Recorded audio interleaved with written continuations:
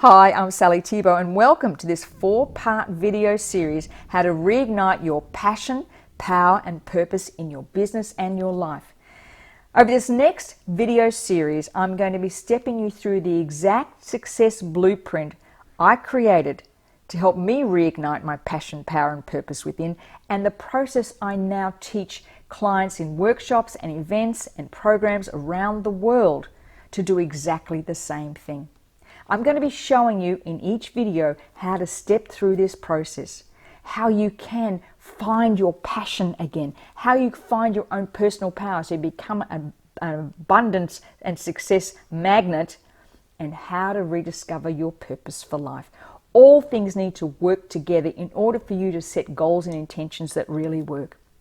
So below is an ebook that you can download that can help you along this process, and also a comment box. Now I encourage you to comment in this process, to ask questions. If you ask questions, I can answer them in the following video, but also share what you're going through. You know, this is about creating a community of wisdom-based, heart-centered women leaders who are being called at the moment to step up.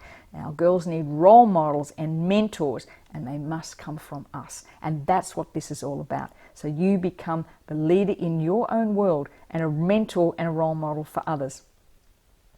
So in this video right now, I'm going to share a little bit about my journey and how I ended up here doing what I'm doing. And each subsequent video, I'll share strategies that you can use daily right now as you implement them in order to create that abundance and success you really deserve. So, a little bit about me. I'm a professional speaker and counselor. I'm an author of 2 books, David's Gift, Asperger's Life in Love, and Tapping to Reclaim You, 30 Days to Reignite Your Passion, Power and Purpose Within, so you know where the title for this video series came from. And I'm a certified EFT practitioner, and I'll share a little bit about that in a minute. And I'm a women's success mentor. I specifically work with women to help them create success in their lives, women just like you. But it wasn't always that way. Let me give you a little background of me, my story. I began my career as a fitness instructor back in 1979. I was on a holiday and met my husband, a Canadian, fell madly in love with him, madly in love with the country, wasn't so fussed about the weather, but it was so cold, I was really worried about keeping fit. I'd always been really active as a child. And a friend of mine suggested taking this class called aerobic dance in Canada. I'd never heard of it before, but I took myself off to the class. The minute that music went on, the minute people started moving, I was sold. I knew I'd found my purpose right there and then in that YMCA that day. I found my purpose for life. I went on to do instructor training. We went on to open our gyms. My husband came into business with me. We trained instructors. We had a TV show and culminated in hosting the world's largest indoor aerobic class with over 2,000 participants. But I've got to let you in on a little secret. Even though this business was growing and growing successfully, I really was struggling inside. I was not a confident person. I looked like it on the outside, but inside I was in turmoil, constantly questioning if I was good enough. Could I do this? What were people thinking of me? And the more successful I became, the more those voices got louder in my head. After we finished the world's largest indoor aerobic class, I went through a period of time where I wasn't sure where to go next. I'd reached this level of success. I wasn't quite sure how to take to the next level because I had these voices in my head that you're not really that good, and are you worthy of success? And as it turned out, at the time, my mother was ill and we needed to come back to Australia. We chose to come back to Australia. We moved and went to live on the Gold Coast in Australia, where we ended up having 3 children. And I went back to work at a gym on the Gold Coast and for another few years, which again I loved. But our lives were thrown a bit of a curveball when in 1997 our son, who was 12 years old at the time, was diagnosed with autism. And that threw me once again, you know, my lack of confidence in my ability and my teaching was really challenged in this whole area of autism. It was a new arena at the time. No one knew anything about it.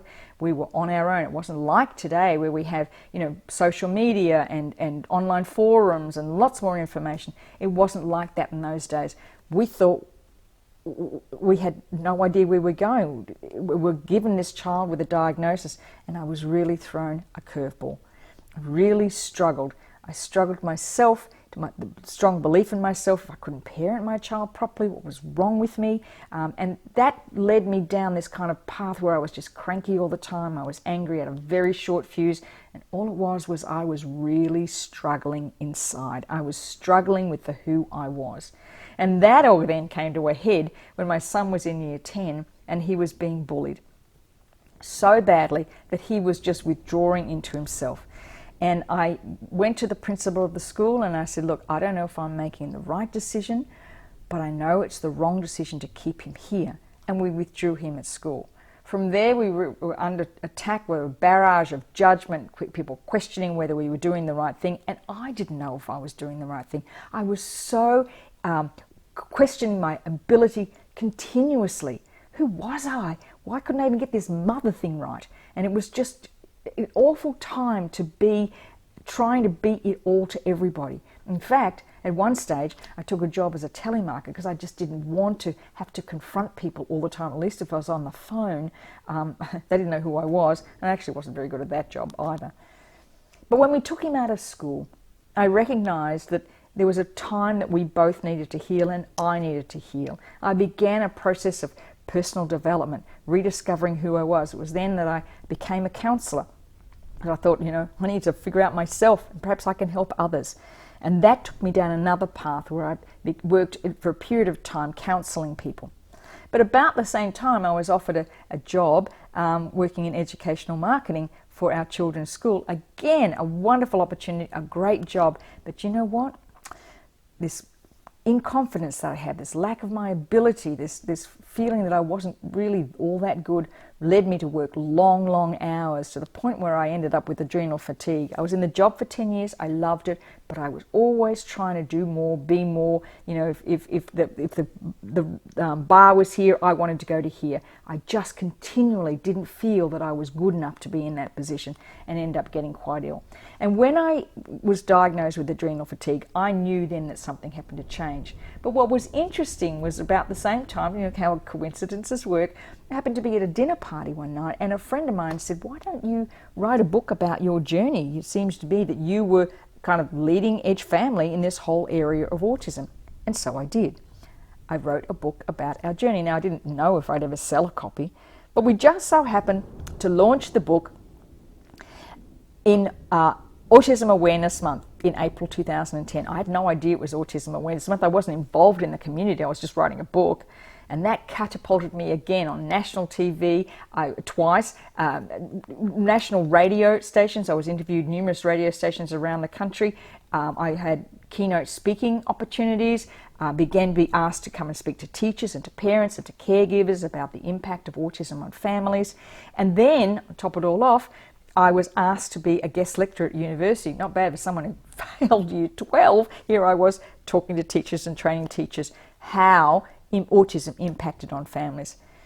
But even after all of that was still this lack of belief in myself, this belief that I wasn't quite good enough. And so I would sabotage my success all the time. Because I didn't believe I was good enough, I'd come up with excuses not to do things. I'd procrastinate like crazy. I wouldn't put myself out for the keynote speaking engagements because I didn't feel I was that good.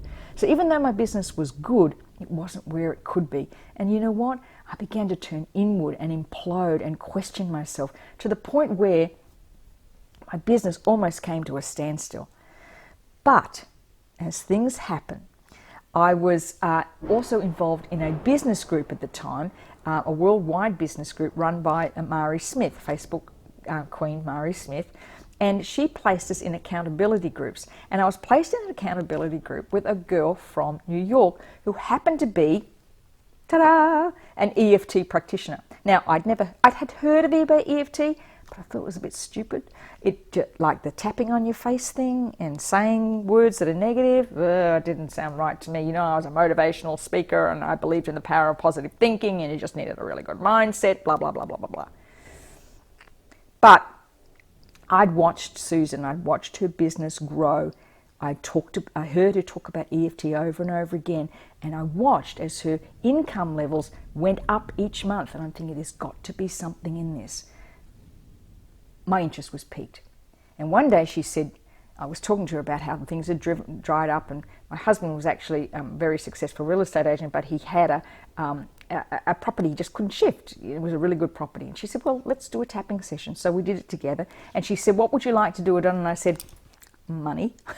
I'm just not bringing it in right now. Well, she spent time explaining tapping, telling me about the science and the evidence. I thought, well, that's not bad. Some science and evidence behind it. She explained how when you tapped, it lowered the cortisol levels. I understood that part. She explained it as being like emotional acupuncture, like when you tap on these meridians, just like you're getting acupuncture. And I'm a great believer in acupuncture. And I thought, this is starting to make sense. So she took us through the process, and I actually felt something change within me.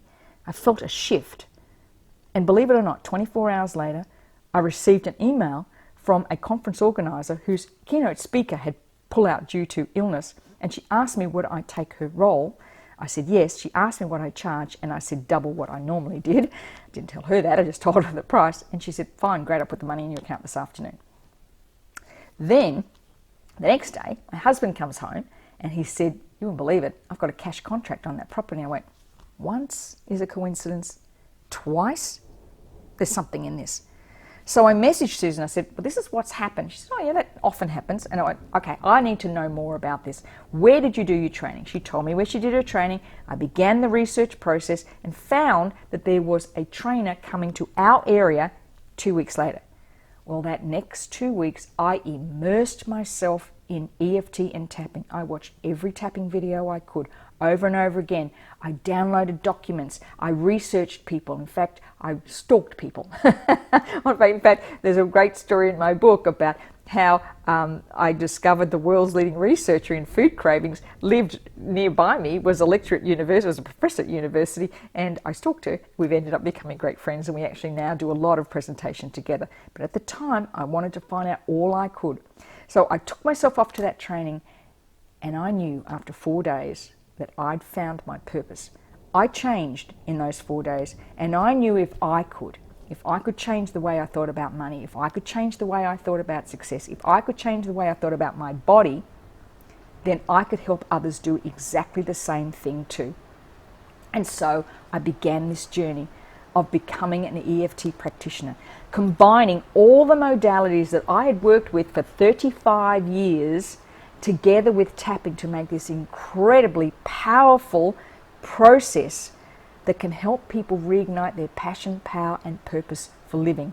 Because what happened for me in that process, where I rediscovered why I had been so inconfident in my life, I discovered the patterns in my life that I had pulled away from success, why I had sabotaged my own success in life. I figured it out. And what's beautiful about this is I figured it out for others. I could see the patterns in other lives, people's lives, and what they were doing in their life that was holding them back. And that's the most wonderful thing in the world. I get to work with extraordinary women who know that they can go to the next level, who understand they are successful, but there's just something holding them back. And that's the power of reigniting your passion, power, and purpose within. You see, it's not about changing who you are, it's reclaiming who you are. The passion for your life that you turn down because you don't believe in yourself. That's it. And that's not what you were born with. It's what's happened to you. It's the people, the words, and events from your past that have led you to this point. The words that said to you that stopped you believing you could. The people that doubted you. The events that changed the way you viewed yourself. That's where the passion gets turned down. And that's when you turn off that abundance and success attraction. Because that is the law of attraction. The law of attraction is when you're living through your purpose, your passion, and your power. And when you find that, that's when you get back to it. Now, in the ebook below, I've got a video, a tapping video that you can use that talks about believing you can do it, because that's what it's all about. Now, in the ebook, I explain about tapping, and I'm going to be doing that over the next 3 videos as well, explaining how this process works. But what it does in essence is it lowers stress so you think differently. That's it.